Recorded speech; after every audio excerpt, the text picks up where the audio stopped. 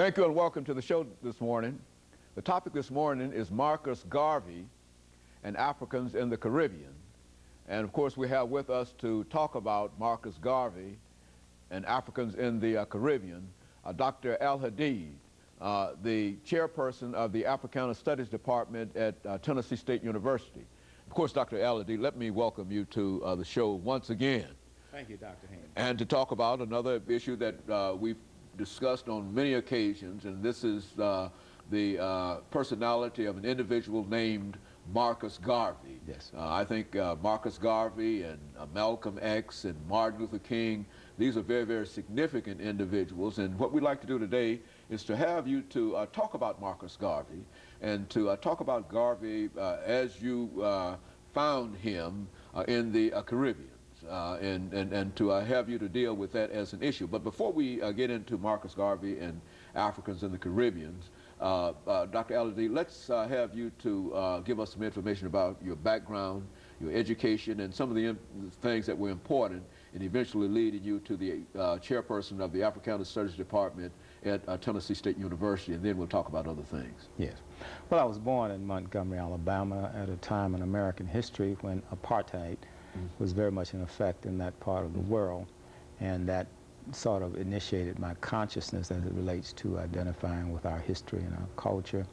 Went to George Washington Carver High School and Alabama State University for my bachelor's in psychology and sociology. I left the Deep South and went out on the West Coast where the movement was in full effect. This was around 1967, and got involved with the Black Studies movement, the Black Power movement, and was part of creating a Black Studies program in Black Culture Center at the University of California in Santa Barbara. I stayed out there long enough to take 2 master's degrees and a doctorate degree in sociology, emphasizing political sociology and social psychology. And I came to Tennessee State in the early 70s and was in the sociology department for a number of years. And in 1994, we created the Africana Studies Department. I'm the founder of that department. And we've been in effect with the Africana Studies Department for almost 11 years. In fact, we're going to our 11th year now. And we've had our annual conferences, our great debate series, and managed to publish a book with Dr. Baldwin's called Between Cross and Crescent.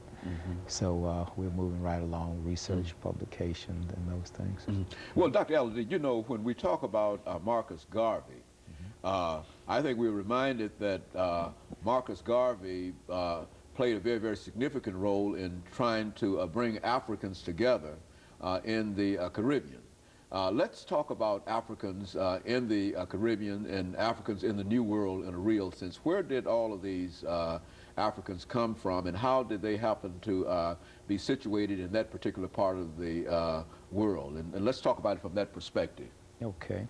Well, you know, the European powers had colonies in this part of the world throughout the Caribbean, North America, South America, and these colonies were used to produce agricultural products such as sugarcane, rum, cotton, coffee, tea, and those things. So they imported African prisoners of war, and once they got them over here, they made them into slaves and put them in a situation not of indentured servitude, but chattel slavery.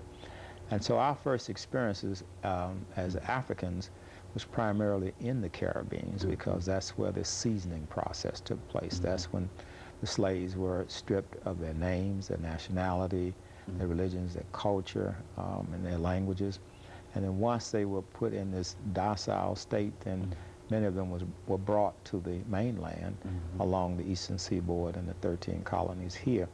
But we also have to remember, while this process was going on, there were some slaves that escaped from the plantation. In fact, they ran away into the mountains. They're called in history the Maroons. So they established their own society, their own culture. And if we look at a country like Jamaica, for example, we see the Maroons playing a very strong role there.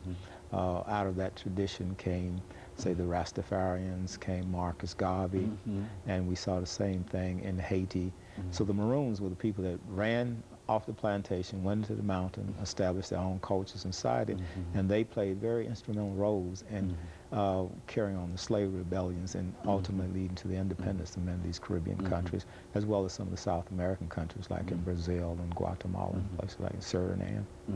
You know, when we talk about the Africans in this particular section of the Americans, Dr. AAl-Hadid, we will have to sort of investigate what they were doing, not only at that particular time, but some of the activities that they were involved in individual countries. And when we come back during the second section, we'll have an opportunity to have you to go into some greater detail doing that. And of course, we'll be back with our audience following this very, very short commercial break.